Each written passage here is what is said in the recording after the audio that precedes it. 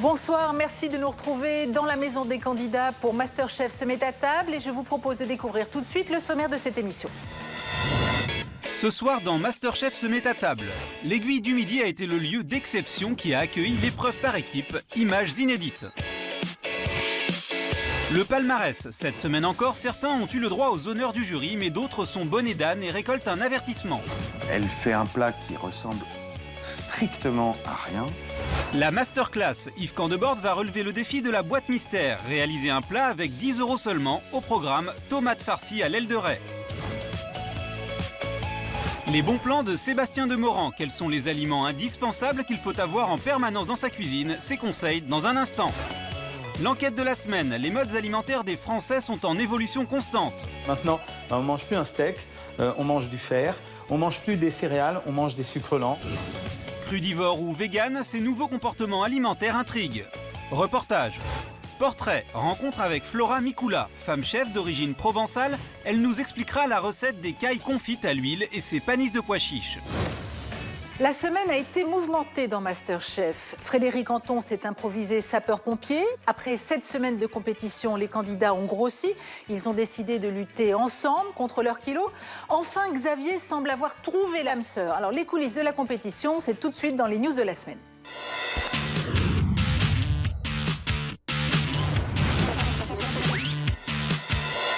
Cette semaine, Karim a voulu nous montrer ses qualités de magicien.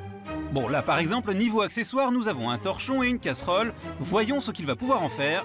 Qu'est-ce qui va bien pouvoir sortir de cette casserole? Un lapin, une colombe peut-être? Attention. Waouh, ça c'est fort. Décidément, Karim est un candidat qui ne manque pas de ressources, à moins que... C'est simplement une friture trop chaude, elle brûle. Hein. Comment ça, c'est juste de l'huile qui brûle? Oui, donc en fait, il n'y a aucune magie là-dedans. Bon, tant pis. Notons quand même le courage de Frédéric Anton, qui, malgré les flammes rugissantes, n'hésite pas à prendre la casserole à pleine main, afin de l'éloigner de toute civilisation et ainsi éviter un désastre humanitaire. Quelques mots du héros, peut-être? C'est vrai que ça semble quelque chose de fou. Bon bah ça va, c'est pas la peine d'en rajouter non plus. Comme nous l'avions remarqué il y a quelques semaines, le jury de Masterchef se doit de lutter quotidiennement contre la prise de poids. 50 Saint-Honoré aujourd'hui, ça va être un peu balèze. Et j'espère que cette année, je prendrai juste quelques kilos comme ça. C'est en contrebande. C'est des fruits. Ça va grossir ça. Moi, je chipe 2 framboises. C'est tout. Un problème également valable pour nos amis candidats qui ne peuvent que constater les dégâts. Chez Masterchef, on grossit. Ouais, Parce que j'ai pris 4 kilos. moi je ne me pèse plus. 4 kilos. Ouais. Carrément, au moins, je sais pas, 6-7 kilos. Ouais, à peu près, ouais. Je pense que celui qui détient le record, c'est quand même Olivier.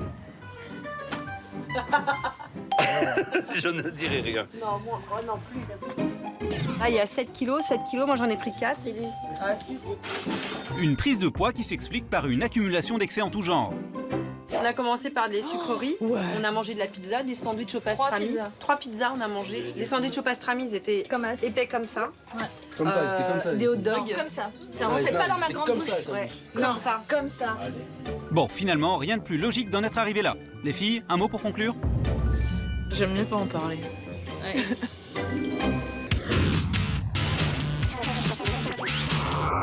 Vous l'avez vu ce soir, Mathias a été éliminé. Mais avant de partir, notre jeune étudiant en médecine a tenu à faire une chose qui depuis longtemps lui trottait dans la tête.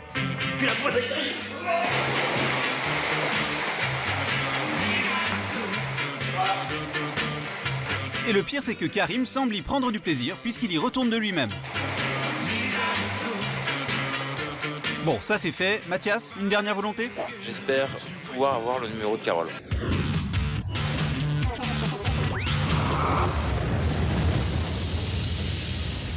C'est pas trop dur de vivre ensemble comme ça quand il n'y a plus personne ou presque plus personne? C'est vrai que la maison devient De plus en plus vide. très vide. On court plus le matin pour aller prendre la douche. Il ne reste plus que 7 candidats en compétition. Le jury analyse pour vous le niveau des candidats. Qui évolue, qui au contraire a le moins de chances d'intégrer le top 5 des meilleurs cuisiniers amateurs de France? Leur réponse dans le palmarès de la semaine. Il y a une semaine, Bruno et Louisa avaient quitté l'aventure. Mathias et Karim recevaient un avertissement. Nathalie et Sabrina recevaient les félicitations du jury. De retour de New York, la compétition se resserre encore un peu plus. Les candidats n'ont pas de répit et ont dû cette semaine encore redoubler de créativité et de rigueur pour épater les membres du jury. Cette semaine, Marine et Mathias ont déçu le jury et sont donc éliminés. Marine, décontenancée par l'épreuve de la boîte mystère, propose au jury un plat brouillon qui suscite son incompréhension. Elle fait un plat qui ressemble strictement à rien. Ça n'a ni queue ni tête. Cette espèce de ballotine de volaille. Au pâté de foie. Oh, c'était... Au pâté de foie. Fred, c'était bizarre. C'était très bizarre. C'était hyper bizarre. Elle se retrouve donc logiquement sous pression. Confrontée à la recette de la tarte au chocolat de Frédéric Anton, Marine manque la crème glacée qui l'accompagne. La glace, pourquoi elle est molle? Dommage. Ouais, mais je sais pas pourquoi. C'est le résultat qui compte, Marine.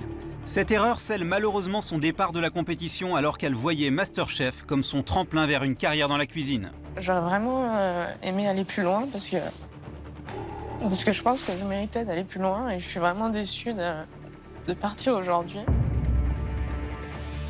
C'était une belle aventure, mais trop courte. Moi, je pensais comme un échec. Je comptais pas partir maintenant et voilà, de toute façon, c'est le jeu, c'est comme ça. Bon, arrive ce qui arrive, hein. Voilà, c'est un départ pour moi, en tout cas, logique. Mathias est le second candidat éliminé. Il aura vécu une semaine difficile. Il se laisse d'abord déborder lors de l'épreuve de la boîte mystère avec 10 € d'ingrédients et ne parvient pas à convaincre le jury. Moi, Mathias, j'ai un problème avec vous. Vous avez plein d'intentions, j'essaie de les comprendre et je n'arrive jamais à comprendre ce que vous allez faire. Vous avez des idées qui partent dans tous les sens et en finalité, ça ne représente jamais rien. Mathias, vous faites de la cuisine inutile. Ça veut dire que ça a été inutile de cuisiner pendant 1 heure. Mis sous pression suite à l'échec de l'épreuve par équipe, il retombe dans ses travers. Débordant de créativité, il en oublie certaines bases de la cuisine et peine à reproduire la recette de Flora Mikula. C'est quoi ça? C'est tous les cartilages. C'est les cartilages qui n'ont pas été désossés sur l'aile, là? Ouais. Sur l'assiette, on voyait bien, bon, c'était riche en olives et en capre, là. Voilà. Ben oui, là, il n'y en a pas du tout, c'est ça. Voilà. Il manque des éléments dans son assiette qui font le goût du plat. Et puis des éléments, je dirais, d'ordre technique qu'on a cessé de lui répéter depuis des semaines sur la méthode de travail. Et du coup, ça ne marche pas. Mathias, c'est un peu comme un sprinter qui est au bout de course, qui est premier et qui passe pas la ligne d'arrivée. Inventivité excessive et manque de rigueur ont donc eu raison de la patience du jury. Mathias, il avait envie de nous en faire voir, même trop. Et on s'est rendu compte, depuis vraiment 2 semaines maintenant, qu'il n'y arrivait pas. Qu'il n'arrivait pas à comprendre le message qu'on voulait faire passer.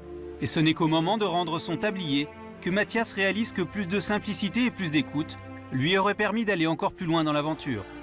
J'ai compris beaucoup de choses en venant ici, que parfois la simplicité, c'est ce qui est le plus dur à faire. Et j'ai un regret aujourd'hui, c'est de vous avoir montré que j'ai entendu votre message, mais j'ai pas forcément réussi à le transfigurer. Tous les jours, répétez-vous le message d'Yves. Connaître les bases pour mieux les dépasser, connaître les bases pour mieux les dépasser. Ce qui m'a manqué le plus dès le départ, c'était les bases de cuisine. Mais en même temps, j'avais... alors ça peut être une qualité comme un défaut, l'originalité et les idées, quoi. Xavier reçoit, lui, l'avertissement de la semaine. Dans un premier temps, il a été une fois de plus remarqué par les membres du jury. Ici pour son interprétation maîtrisée de la soupe au pistou. Là, pour 10 €, 3 petites marmites comme ça, moi je dis chapeau. Il y a de la quantité, il y a de la qualité. Super génial. Certes, c'est simple, mais c'est efficace. Il y a peu de commentaires à faire. Merci. On va dire juste merci. Merci Xavier. Mais Xavier n'a cependant pas su se montrer à la hauteur du rôle de chef d'équipe lors de l'épreuve de l'aiguille du midi. Polenta au 4 fromages. Oui, non. Est-ce que... Polenta au 4 fromages, on parle là-dessus? Il y a la recette dessus. Non, arrêtez avec tous les fromages. Mais le comportement qu'il a eu durant l'épreuve par équipe, moi je trouve ça totalement anormal. Tu as lu 12 fois le paquet, Mathias. Oui, est-ce que tu me dis autrement? Non. Okay. Tu prends le bouillon, tu fais cuire la polenta dedans, on met un peu de bouillon de lapin dedans aussi. Ok, chef. Il s'est bloqué et surtout, il a préféré dire j'arrête, je fais plus rien, plutôt que de combattre. Des paires de couilles, vous les gardez entre les jambes, ça fait 10 fois que vous m'écoutez pas, mais maintenant vous faites ce que vous justement, voulez. on t'attend là. il en a marre, il plaque tout. Il se démobilise totalement durant cette épreuve et délaisse ses partenaires. Xavier, vas-y. Non, il se démerde. Xavier, excuse-moi 30 secondes. Tu fais pas le truc.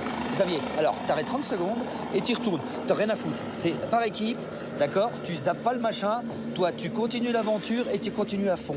Donc, alors, tu te magnes, tu retournes là-bas, d'accord? Et t'en as foutre, d'accord? Maintenant, tu fermes ta gueule. Je l'ai déjà dit plusieurs fois, d'accord? Mais pour me passer pour un con, pas comme une merde depuis. Non, Je suis un connieux, je me connais dans 2 minutes. Mais me pousse pas moi. Me pousse pas moi. Oh. Et malgré le soutien de Frédéric Anton, Xavier craque. Et même l'équipe adverse peine à le réconforter. Pour me retenir de ne pas les frapper tous les 3. Vas-y, raconte. L'avertissement, il le mérite amplement. Et c'est Claire qui reçoit les félicitations du jury cette semaine, après un parcours remarquable tout au long des épreuves. Elle a d'abord épaté Sébastien Demorand avec son aioli revisité. C'est peut-être une assiette qui vous paraît un peu ringarde, mais c'est à tomber par terre.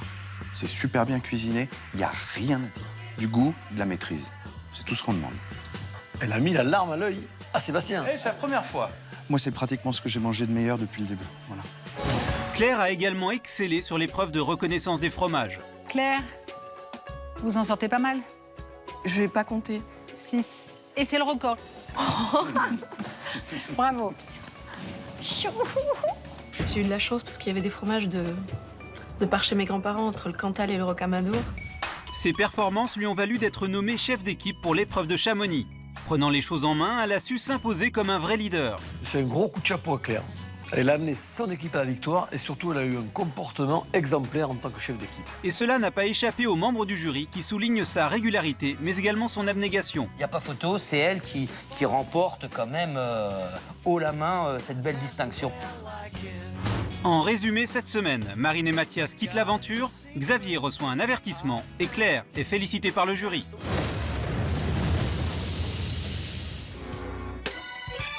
Alors Claire, vous avez les félicitations du jury pour cette semaine d'exception. Vous vous y attendiez? Si c'était pas cette semaine que j'avais les félicitations, je les avais jamais. Franchement, là... Lucide, donc. J'ai tout donné. Claire, qu'est-ce que vous sentez en vous par rapport à la compétition? Est-ce que quelque chose a changé? Est-ce que vous êtes encore plus déterminée que jamais? En épreuve individuelle, je savais où j'allais. J'ai pas eu un doute pendant l'épreuve. C'est la première fois, je pense aussi. C'était juste une question de temps, de gestion du temps. Mais j'étais bien. Xavier, vous, alors pardon, hein, vous êtes l'avertissement de la semaine. Qu'est-ce qui vous a pris? Caractère qui passait par-dessus. Hein. Non mais attendez, Xavier, moi, pas une seule seconde, j'aurais pu imaginer que vous quittiez le navire Ah non, mais là, comme vous l'avez fait là. Oui, mais vous savez, Carole, moi, je travaille depuis 24 ans tout seul. Et le navire, je le tiens tout seul et je le gère comme je veux. C'est sûr que je fais un concours. Voilà, après, quand j'ai les nerfs qui me prennent le dessus, et je peux vous dire un truc, c'est que je me suis contrôlé.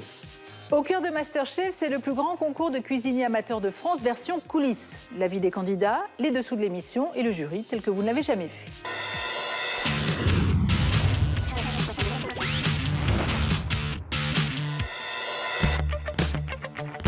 Ce soir, les candidats ont relevé un défi de taille, cuisiner sur un site exceptionnel, l'Aiguille du Midi, situé à près de 3800 mètres d'altitude dans le massif des Alpes. Top, c'est parti. Les épreuves par équipe sont toujours particulièrement difficiles et la cohésion d'équipe est primordiale. Mais les candidats ont dû faire face à une autre difficulté, une difficulté de taille, l'altitude. On arrive tout en haut et c'est vrai que c'est impressionnant, quoi. On a l'impression qu'il y a une grosse masse qui tombe sur les épaules. On se sent lourd, on a l'impression de suffoquer, de manquer d'air.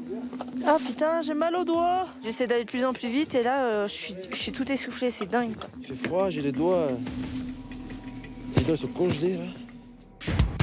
La veille, lors de la mise en place de l'épreuve, l'équipe technique a dû faire face à ces mêmes difficultés. L'installation des cuisines a été très éprouvante. Première difficulté, l'unique moyen d'acheminer le matériel, c'est d'emprunter le téléphérique. Une fois en haut, les équipes ne sont pas au bout de leur peine, car personne n'avait pris en compte une donnée importante, l'altitude.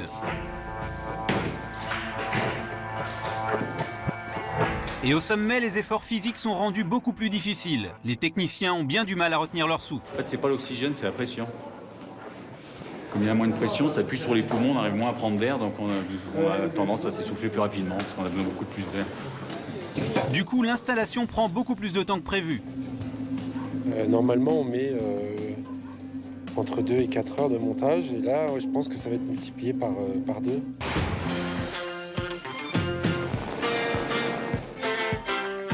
Aujourd'hui est un autre jour pour les équipes de MasterChef. Le soleil est au rendez-vous. Les cuisines sont en place, reste une dernière vérification des tables de cuisson. Ça fonctionne, mais on est loin du confort de l'atelier.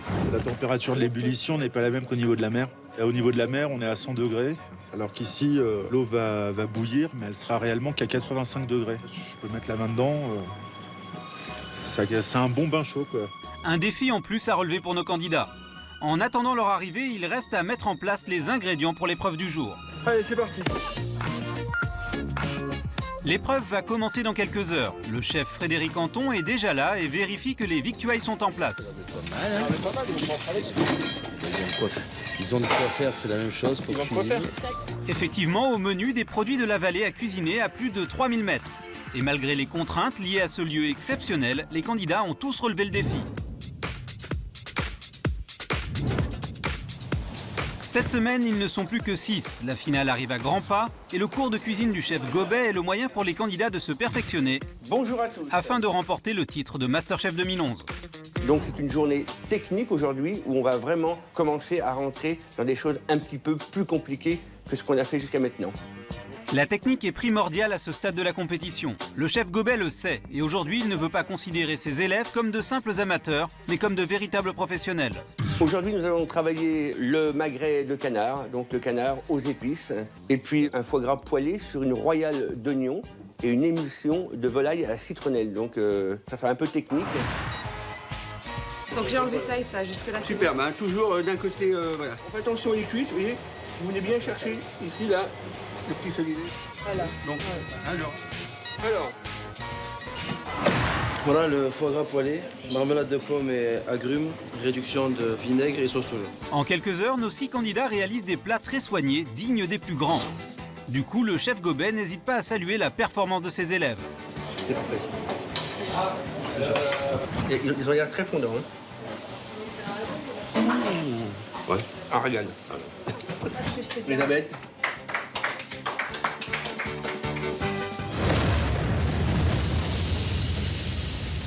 Il connaît la cuisine par cœur, il a goûté aux plats des plus grands chefs du monde. Aujourd'hui, il nous livre tous ses secrets. Voici les bons plans de Sébastien Demorand.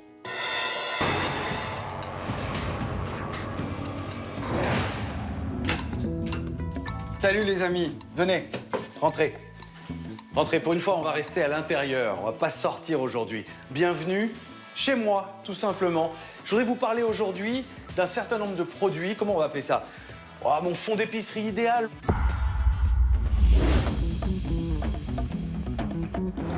Un bon fond d'épicerie, c'est avant tout le moyen d'améliorer ses repas au quotidien. Il doit être composé de produits de base indispensables. Vinaigre, beurre, crème liquide, moutarde, herbes fraîches, poivre et huile d'olive notamment. Franchement, si j'ai un conseil à vous donner, ne lésinez pas sur la qualité parce que ça va vous servir au quotidien. Et ce sont souvent ces produits qui feront la différence dans la réalisation de tous vos plats.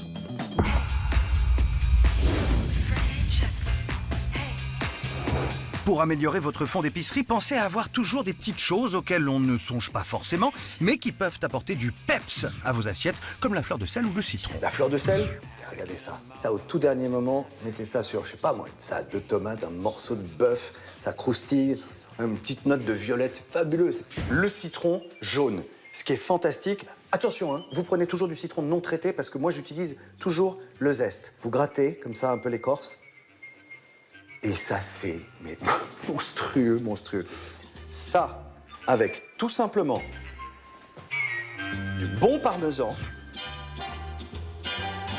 toujours une bonne huile d'olive italienne, des spaghettis bien fumants, bien bouillants, terminé.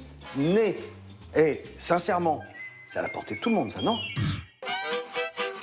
Vous avez vu, avec seulement 3 produits en plus dans votre fond d'épicerie, votre recette prend une autre dimension.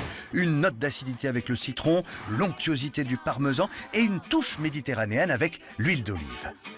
Et si vous voulez vraiment bluffer vos convives avec des goûts surprenants, n'hésitez pas à acheter des produits qui sortent des sentiers battus.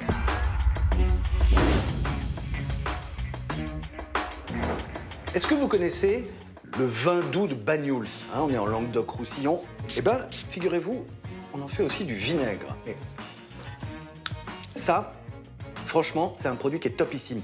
On peut l'utiliser aussi, par exemple, regardez, vous connaissez évidemment le fameux foie de veau au vinaigre de framboise. Moi, j'en ai du vinaigre de framboise, il est là. Pour changer, vous faites cuire votre foie de veau, là, bien épais comme ça, et au tout dernier moment, clac, clac, clac, un petit déglaçage, vous récupérez vos sucres de cuisson, un petit trait de vinaigre de Banyuls dedans, la fleur de sel, le bon poivre, pareil, ça vous fait un plat topissime en 2 temps 3 mouvements. Là, on est sur les poivres, un peu mystérieux, tiens, celui-là, tiens, ça c'est un poivre malaisien, ça. Ça, c'est un poivre blanc étonnant avec des notes de fruits exotiques, mais aussi de fleurs. Ça se trouve encore une fois facilement hein. Sur les marchés, vous savez, les spécialistes des épices, des olives, etc., etc. Ils ont tous ces poivres, ça se trouve. Les moutardes aussi, pour moi, c'est indispensable. J'adore en avoir 50 dans mes placards, dans mon réfrigérateur. Ça, c'est une fabuleuse moutarde violette de Brive. Vraiment une moutarde violet profond. Et on a... cette douceur du raisin.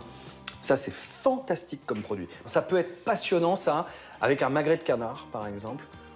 Vous faites une sauce au dernier moment, hein, vous déglacez un petit peu de vinaigre, un petit peu de moutarde, clic-clac, vous arrosez. Le gingembre, on se demande tout le temps, qu'est-ce que je vais faire avec ça? Regardez, déjà, coupez-le, sentez-le, regardez. Hop, là, c'est bien luisant, là, comme ça. Il y a un truc que j'aime bien faire. Prenez votre gingembre, mélangez avec de l'ail, et puis vous complétez en détendant avec ça c'est indispensable, la vraie sauce de soja japonaise. Et ce petit mélange-là, soja, gingembre, ail, vous allez pouvoir assaisonner par exemple des petits ailerons de volaille, des petites cuisses que vous faites comme ça à la poêle. Avec ce petit condiment, c'est fabuleux, croyez-moi. En résumé, pour avoir un fond d'épicerie idéal, achetez des produits de base de qualité. N'hésitez pas aussi à vous offrir de nouveaux produits pour apporter des parfums différents à vos plats et surprenez vos convives en achetant quelques produits pas banals. Vous le voyez, 2 ou 3 petites choses seulement peuvent vous aider à mieux cuisiner en un minimum de temps et sans pour autant dépenser plus d'argent.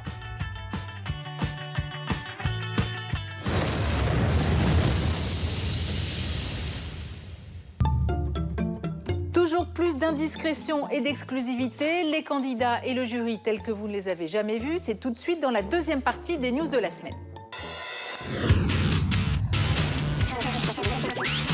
Cette semaine, si les rouges sont comme d'habitude opposés aux bleus lors de l'épreuve par équipe, l'opposition ne s'arrête pas là puisque c'est également une opposition de genre. En effet, l'équipe des bleus est entièrement constituée de garçons. Et on n'a pas oublié les filles en bas, les gars. Tandis que celle des rouges est entièrement féminine. En fait, je pense que le gosse a fait 90% du taf. Une journée qui va être vécue différemment par les deux équipes. Du côté des filles, l'expérience de l'Aiguille du Midi a été très bien vécue. Pas vraiment marquée par les 3842 mètres, on ne les arrête plus lorsqu'il s'agit de décrire leur journée. On est super contents. La présentation aussi, c'était trop sympa. Point d'orgue de cette discussion, le sex appeal des guides de haute montagne. Ils sont beaux, ils sont bronzés, ils sont beaux. Et attifés comme ça, ils sont encore bien, alors imagine ça. Une belle journée donc qui se termine en chanson. Prise au piège de tes grands yeux. Alors que chez les garçons, eh oui, le contraste est saisissant. Si les filles ont plutôt bien supporté l'altitude, chez ces messieurs, l'expérience fut plutôt, comment dire, douloureuse.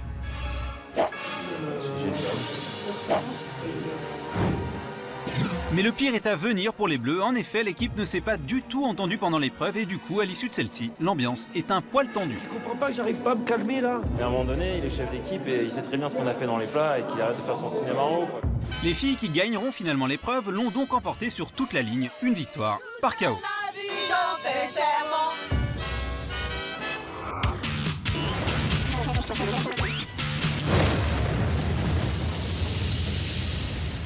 Nos cuisiniers amateurs cette semaine ont dû faire preuve de créativité en imaginant une recette avec seulement 10 € en poche. Pour sa masterclass, Yves Candebord se propose lui aussi de relever le défi.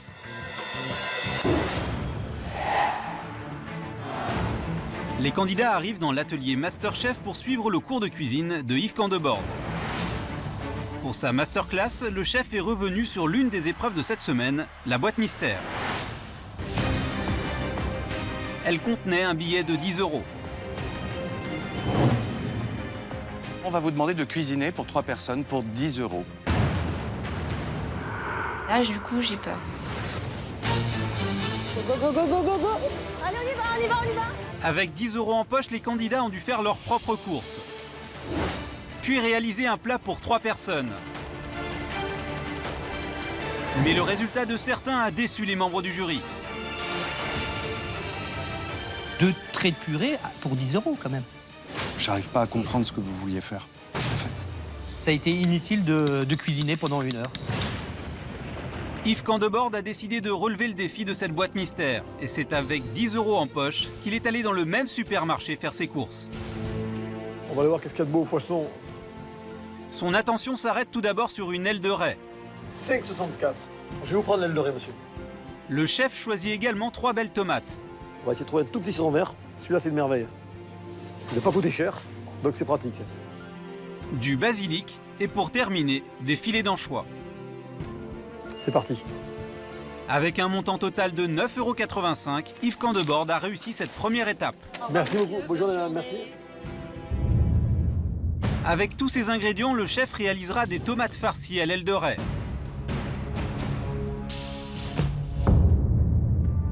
« 9,85 €. Alors, la première chose, c'est que je vais émonder mes tomates. Yves Candebord commence donc par la préparation des tomates. Une fois passées quelques secondes dans l'eau bouillante, le chef les plonge dans de l'eau glacée. Cela permettra de retirer plus facilement la peau des tomates. Donc, je retire la peau délicatement.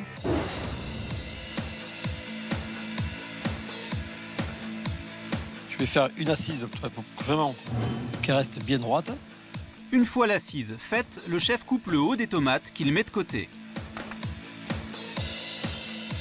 Je vais les évider. Donc, mon four, je vais le régler à 150 degrés. Je vais quand même laisser un petit quart d'heure. Voilà. Ça, c'est fait. Après avoir récupéré l'eau et les pépins des tomates, Yves Candebord prépare maintenant un jus de tomate à boire.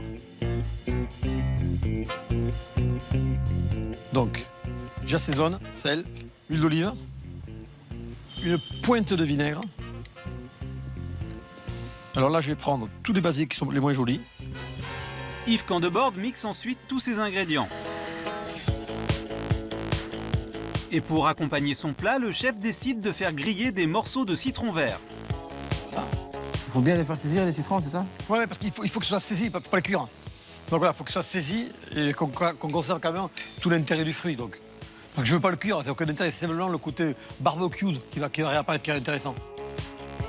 Le chef passe ensuite à la préparation de la raie.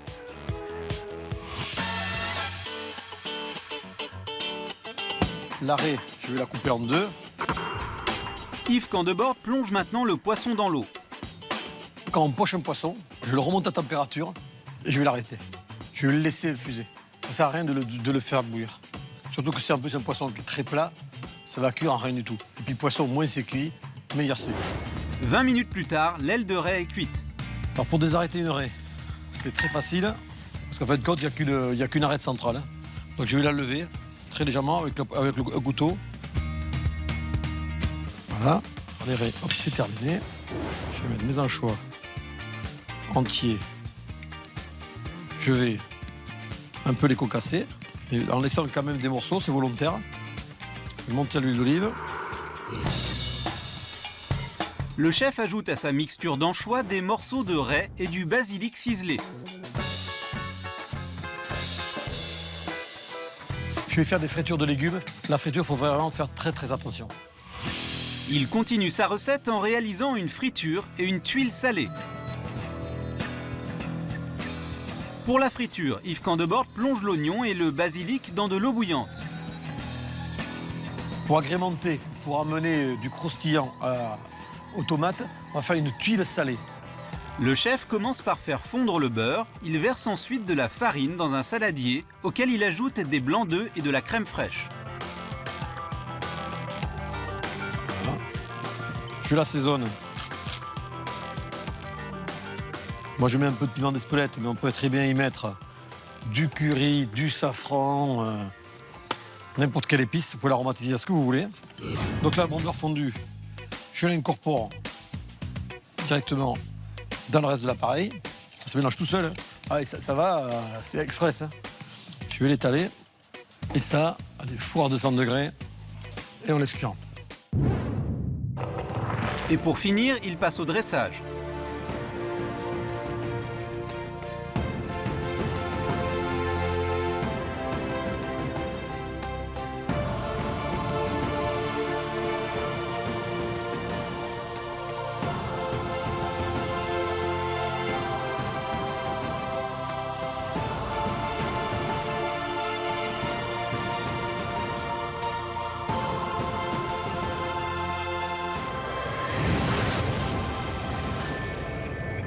€10 3 plats. Voilà. Hein, bon, si vous voulez venir déguster, c'est le moment. Bravo à Yves Candebord qui a réussi le défi de la boîte mystère en réalisant un plat élaboré pour 3 personnes et pour moins de 10 €. Ah, j'adore.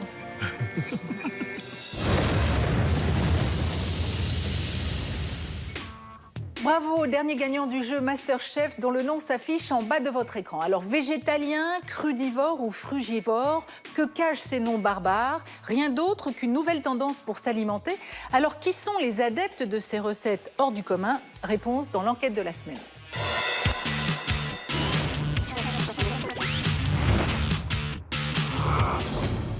En mangeant cru, on a vraiment une énergie incroyable. Quand on a les images de la vache en train de passer à l'abattoir et tout ça, alors là, c'est vraiment super facile de s'en passer. Je m'alimente autrement, mais je m'alimente. Et pour s'alimenter autrement, il existe des solutions très radicales pour notre assiette. Nous connaissions tous les végétariens, mais il existe des comportements alimentaires beaucoup plus extrêmes. Et parmi ces nouvelles tendances, la première à retenir notre attention, ce sont les crudivores. C'est à Verrières-le-Buisson, dans l'Essonne, que nous avons rencontré Dany Culot, une crudivore. Alors j'ai ma petite liste, comme d'habitude, hein, tu sais bien. Dany ne cuit plus ses aliments et mange donc 100% cru. Du coup, elle est devenue une véritable experte S-fraîcheur. Alors je voudrais du basilic, du persil, de la ciboulette, de l'ail frais, il y en a, Marc? J'ai pas réussi à avoir de l'ail frais ce matin. Mais c'est pas folichon. Et Marc, son maraîcher, est devenu son meilleur ami. C'est une grande dame qui connaît très bien les produits. Déjà, donc on a intérêt à faire attention parce qu'elle sait sélectionner ses produits et puis c'est une habituée de la maison. Ils sont pas comme d'habitude, Marc, les poivrons, là. Après les courses, direction la cuisine de Dany pour la préparation d'un menu 100% pas cuit. Je vais préparer une soupe de concombre à la menthe, un tartare d'algues avec de l'avocat et puis un pâté végétal à base de tournesol, de graines de tournesol. Si nous avons tous appris à l'école que la plus grande évolution pour l'homme a été la découverte du feu, on se demande tout de suite pourquoi Dany a cessé de cuire ses aliments. L'alimentation crue dans mon assiette quotidienne, c'est au moins 90%. Parce que j'aime vraiment ça, j'en ressens le besoin. J'aime manger les légumes frais. Légumes et fruits crus, ok. Mais est-ce que Dany consomme aussi la viande crue? Je ne mange pas de viande cuite, mais je ne mange pas de viande crue. Non. Dany est aussi maman de 2 enfants qui, heureusement, ne mangent pas cru et qui lui interdisent de se débarrasser de ses plaques de cuisson. Si j'enlève la plaque de cuisson, c'est un vrai tollé avec mon fils. Hein. Quand il fait beau, que je lui fais un repas cru le soir, il me dit elle est où la suite? Et je dis quelle suite? Bah le cuit. Le cru ne fait pas l'unanimité en famille et relève d'une démarche personnelle. D'autant qu'il y a un gros problème, la digestion. Mais Dany a une réponse toute faite à cette question. Dire que manger cru, c'est difficile à digérer, effectivement, c'est dû au fait que les gens, depuis 50 ans maintenant, mangent beaucoup de plats cuisinés, déjà transformés. Et donc, l'être humain, il se retrouve avec un intestin qui s'est fragilisé au cours des décennies. Si l'homme fait cuire ses aliments depuis la découverte du feu, il doit avoir une bonne raison. Nous avons donc voulu savoir quel était le risque pour la santé du 100% cru. Le nutritionniste Jean-Michel Cohen nous répond.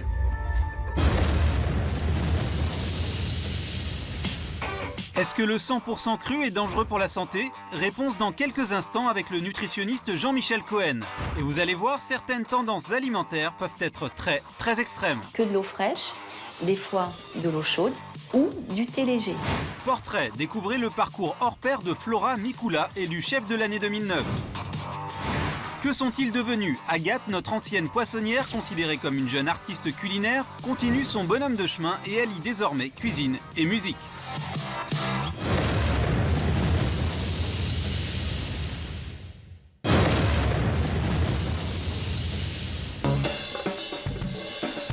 Comment s'alimenter autrement? Certaines personnes ont adopté des modes alimentaires très étonnants. C'est le cas de Dany Culot qui a décidé de manger 100% cru.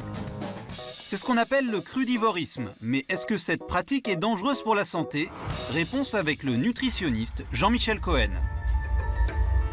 Les seules vertus de manger cru, ça serait à la limite de conserver la majeure partie des protéines ou des provitamines, encore que quand vous mangez cuit, vous avez plus de chances d'avoir certains produits comme de la carotène, qui nous permet d'avoir de la vitamine A, simplement parce qu'elle ne se libère qu'à la cuisson. Donc finalement, quand vous faites le bilan du pour et du contre, vous avez plus d'arguments pour manger cuit, en tout cas en termes nutritionnels et en termes de santé, que pour manger cru. Il faut savoir que cuire ces aliments permet surtout d'éliminer de nombreux allergènes des aliments que nous consommons. Mais un comportement alimentaire a retenu notre attention. Il s'agit du véganisme.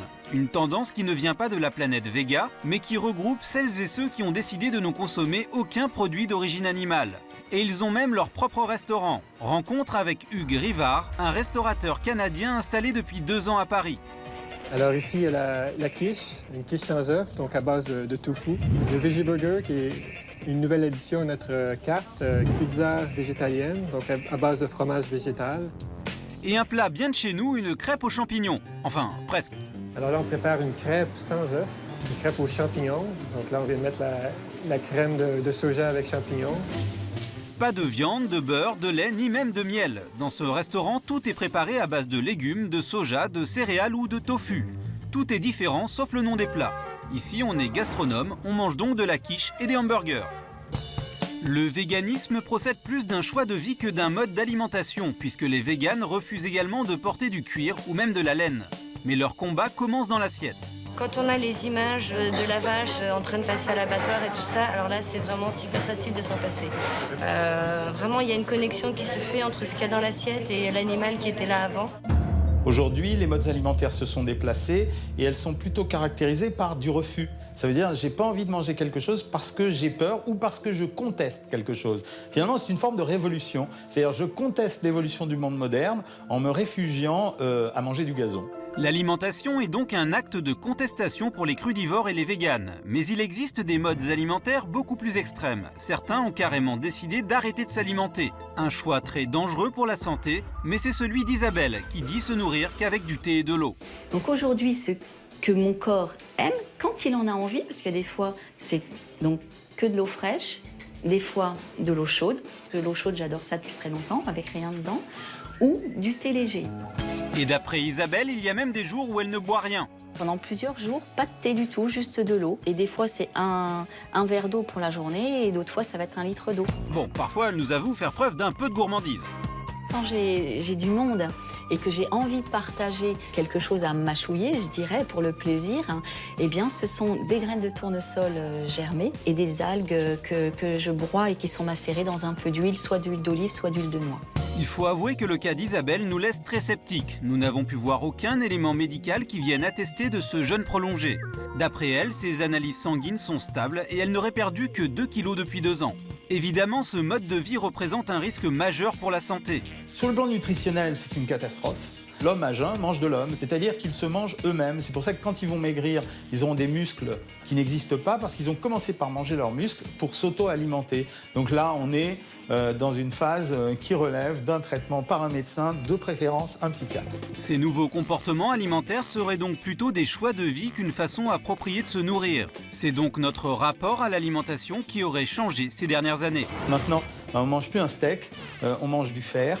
On mange plus des céréales, on mange des sucres lents. On mange plus un yaourt, on mange du calcium. Est-ce que c'est bien ça vers quoi on va aller? Et qui vont être nos cuisiniers demain? Est-ce que ce sont des chimistes de laboratoire ou est-ce que ce sont les grands chefs d'aujourd'hui? Je ne sais pas. Alors Nathalie, vous êtes actuellement graphiste, c'est ça? Oui. Et vous voulez ouvrir un restaurant? C'est ça. Mais qui ressemblerait à quoi? Dans l'idéal, j'aimerais beaucoup ouvrir un restaurant franco-asiatique sous forme d'apéro dînatoire avec une belle cave à vin et une belle cave à bière. Mais pourquoi vous en avez marre d'être graphiste? Je suis très frustrée par le fait de rester toute la journée devant un ordinateur. J'ai besoin de gens, j'ai besoin de contacts, j'ai besoin de partager. J'ai envie de cuisiner, tout simplement. Ouais. Alors Claire, vous, rien à voir avec la cuisine. Vous êtes avocate. Exactement. Alors là, le grand écart, il est énorme aussi. Et vous voulez ouvrir un restaurant? Non, en fait, chef à domicile, c'est quelque chose que j'aimerais beaucoup. Oui. Venir avec son plat, mais ses assiettes, en fait, transporter un restaurant virtuel chez les gens, d'une certaine façon, voilà, c'est intervenir chez les gens comme pour les aider, comme ce que je fais tous les jours. Oui. Mais cette fois-ci, sans enjeu, on va dire. Pour moins de soucis et plus de plaisir. Exactement. Alors nos candidats ont eu le privilège cette semaine d'être confrontés à une chef hors pair, élue chef de l'année 2009. Découvrez le portrait de Flora Mikula qui sait magnifier les produits les plus simples grâce à une cuisine inventive et ultra féminine.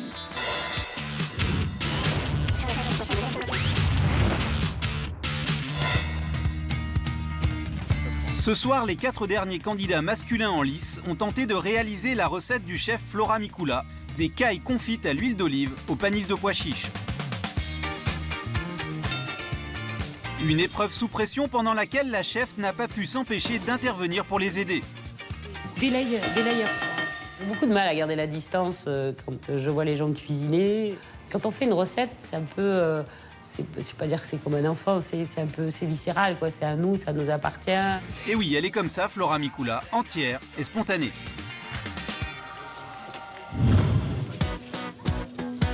Quelques jours plus tard, nous avons retrouvé Flora Mikula sur un grand marché parisien. Aujourd'hui, elle rend visite à son maraîcher. Bonjour Joël.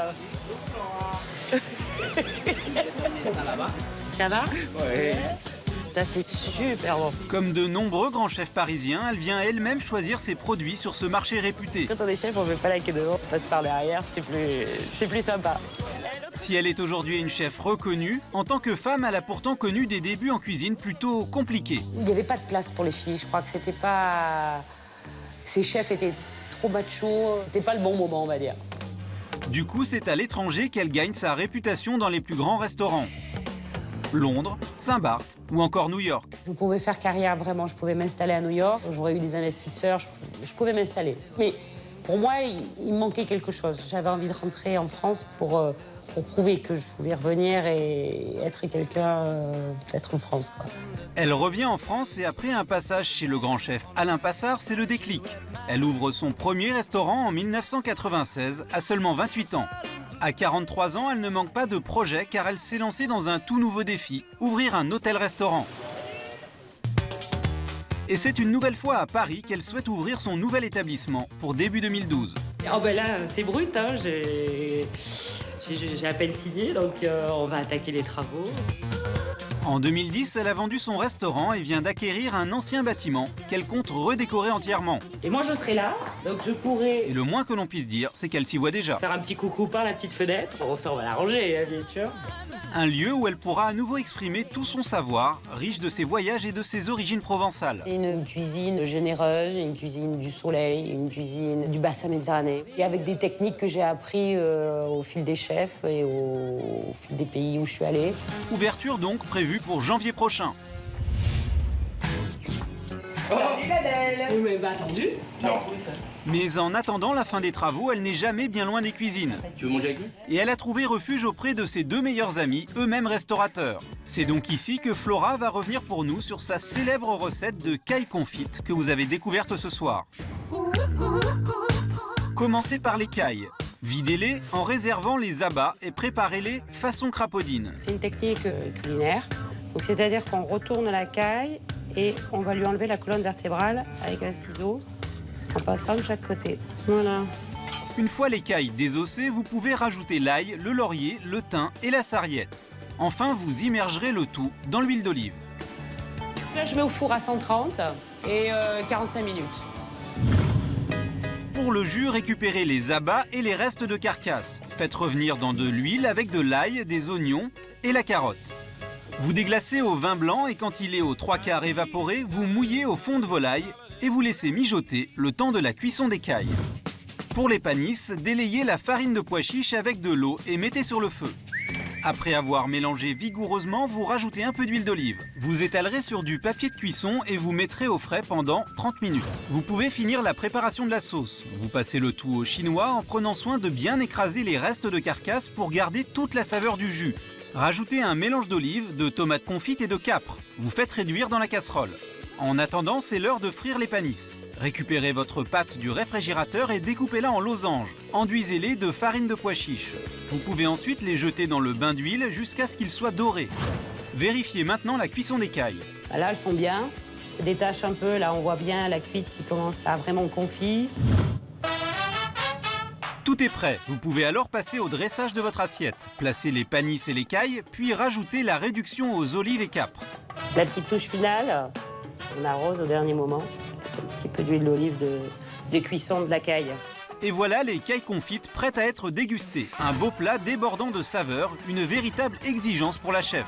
Moi, j'ai une cuisine où c'est gourmand à l'œil, quoi. J'aime bien la superposition, mais j'aime bien que quand on mange, les éléments soient ensemble. J'aime pas trop les choses symétriques. Un plat de caractère, du pur Flora Mikula. C'est moi qui ai inventé, c'est un grand mot, mais c'est une idée à moi, ouais.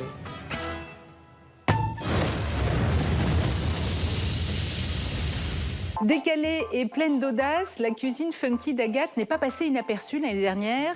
Considérée comme une véritable artiste de la cuisine par notre jury, Agathe continue son petit bonhomme de chemin. Aujourd'hui, elle allie cuisine et musique pour des créations gastronomiques toujours plus folles. MasterChef a bien changé sa vie.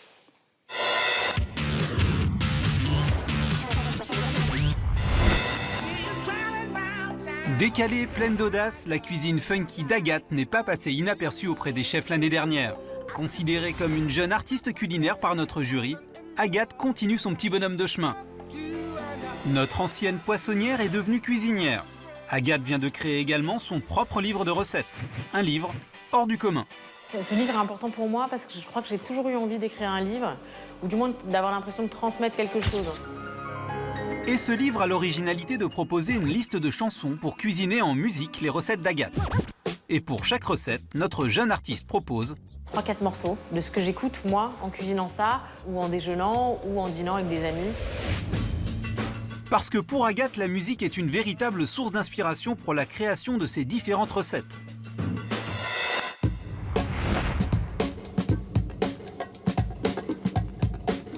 Son astuce, acheter 1 ou 2 disques chez votre disquaire, histoire d'avoir du bon son. Comme chaque plat correspond à une mélodie, et ben là, je commence à avoir plein d'idées. Donc là, je commence à avoir très envie de cuisiner. Puis direction votre maison, une bonne platine, et là... Alors je mets un disque, et alors souvent j'ai un truc qui s'allume, je me dis tiens, je mangerais bien ça. Puis là, je bricole. L'application se met en marche, toujours avec la musique derrière. Et puis j'assemble, je fais des dessins, j'écris, je note, je recommence et je goûte jusqu'à ce que ça me plaise en fait. Vous voyez, rien de bien compliqué pour imaginer et réaliser vos propres recettes. Et pour la sortie mondiale de son livre, Agathe a mis les petits plats dans les grands. Elle a privatisé le restaurant d'un ami pour organiser une soirée funky. Agathe a décidé d'enfiler son tablier pour régaler ses invités. Au menu, tapas à volonté. Le chef vous propose... Une brochette de cœur de poulet qui sont très brésiliennes, des quesadillas parce que j'adore ça, un sandwich aux crevettes et des piments au fromage. Et tout est bien plus funky pour Agathe quand la musique rime avec cuisine. Et c'est son ami Doug Beat qui s'y colle. Et pendant cette soirée, Yves Candebord et des anciens candidats ont fait leur apparition. Vous aurez reconnu Georgiana et Virginie qui n'ont pas hésité à se déplacer pour soutenir Agathe dans son nouveau projet. La cuisine d'Agathe, elle est à son image, très funky, avec beaucoup de couleurs, beaucoup de peps, beaucoup d'épices. C'est tout à fait Agathe. Enfin, moi, je me rappelle que dans l'aventure, elle était tout le temps scotchée à ses écouteurs. Et là, je trouvais ça rigolo d'associer un titre à une musique. Yves Candebord, quant à lui, ne voulait louper sous aucun prétexte cette soirée de lancement. Notre chef a d'ailleurs accepté de signer la préface du livre d'Agathe. Un véritable honneur pour notre jeune cuisinière. Je me fais un vrai plaisir, un honneur de venir au lancement du livre d'Agathe, parce que ça a toujours été les candidates qui a eu des comportements qui nous ont toujours surpris. D'ailleurs, on le voit dans son bouquin, il est marqué, il a sa personne, il est un peu, je dirais, déjanté, comme Agathe. Mais déjanté dans le bon sens du terme. Et Agathe ne veut pas s'arrêter là. Elle a encore des projets plein la tête. Il y a un rêve futur pour la rentrée. Ce serait d'ouvrir un petit restaurant en Bretagne. Grâce à MasterChef, mes rêves se réalisent et continuent de se réaliser. Et ça, c'est juste le plus beau truc qui pouvait m'arriver.